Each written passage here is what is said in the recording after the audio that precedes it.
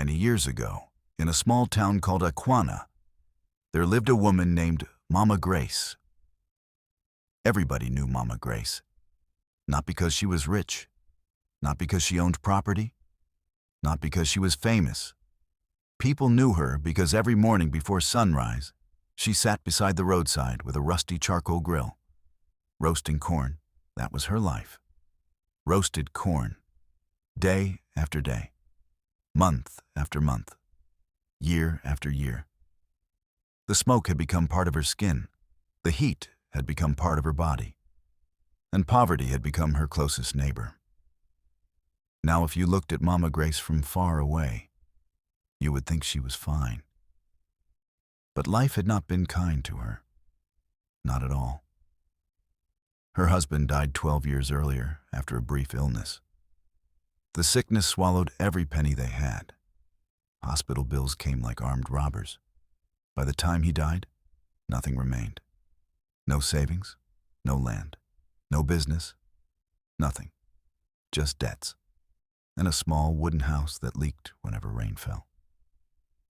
At that time, her son Samuel was only 14 years old. A bright boy, a very bright boy. Mama Grace sold almost everything she owned to keep him in school. She skipped meals. She wore the same wrapper for years. She denied herself every comfort, all because she wanted her son to have a better future. And for a while, it seemed her sacrifices were working. Samuel passed his exams, got admitted into university. The whole neighborhood celebrated. Mama Grace cried tears of joy that day. She believed her suffering was finally ending. She believed her son would become successful. She believed help was coming. But life had another plan. 3 years into university, Samuel started keeping bad company. At first, it was little things. Skipping classes, lying about money, ignoring calls. Then it became gambling, drinking, parties, more lies, more problems. Until one day he disappeared completely. No calls, no messages, nothing. For months, Mama Grace searched everywhere. Nobody knew where Samuel was. Some people said he traveled. Others said he joined bad gangs. Nobody knew the truth. Eventually, the search stopped. The town moved on. But Mama Grace never truly recovered. Every evening after work, she sat outside her house staring at the road, waiting, hoping, praying. Maybe her son would return, maybe tomorrow, maybe next week, maybe next month. But years passed, and Samuel never came home. One hot afternoon, Mama Grace sat beside her corn stand fanning smoke away from her face. Business was slow, very slow. Only 3 cobs of corn had sold all morning. Her stomach was already growling. She had not eaten since the previous day. Suddenly, a black SUV stopped nearby, the kind of vehicle that looked expensive even when parked. A woman stepped out wearing designer sunglasses. Gold jewelry sparkled under the sun. 2 young girls followed behind her carrying shopping bags. The woman glanced at Mama Grace briefly, then her eyes widened. "Grace?" Mama Grace looked up. Immediately, she recognized the voice. Her chest tightened. "Ngozi." The woman laughed loudly. "My God, is this really you?" Years ago, Ngozi and Grace had been childhood friends, very close friends. But life separated them. Ngozi married a wealthy businessman and moved to Lagos. Grace remained behind, struggling, surviving, suffering. Ngozi looked around at the roadside stand, at the charcoal, at the smoke, at the roasted corn. Then she shook her head slowly. "You're still doing this?" The words sounded innocent, but they hurt. Mama Grace forced a smile. "God has been helping me." Ngozi nodded, then laughed softly.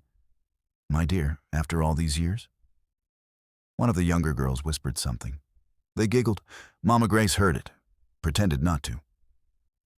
The wealthy woman pulled out a 500 naira note. "I'll take 1 corn." Mama Grace handed it over. The woman collected it. then looked around again. "You know what your problem is?" Mama Grace stayed silent. "You settled. People who settle remain poor." The statement landed like a stone. Before Mama Grace could respond, the woman entered her SUV. Within seconds, the vehicle disappeared down the road, leaving dust, silence, and pain. Mama Grace sat there quietly. The smoke from the charcoal entered her eyes. Or maybe it was tears. Even she wasn't sure anymore. That same evening, rain began to fall. Heavy rain, the kind that turns roads into rivers. Business ended early. Mama Grace packed her remaining corn into a basket and started walking home. The road was almost empty. Thunder rumbled above. Wind pushed against her wrapper. Then she heard something. A sound, very faint, like crying. She stopped, listened carefully. There it was again. A child crying. At first she thought she imagined it. But then she heard it once more. Closer this time. Slowly she followed the sound toward an abandoned bus stop near a drainage channel.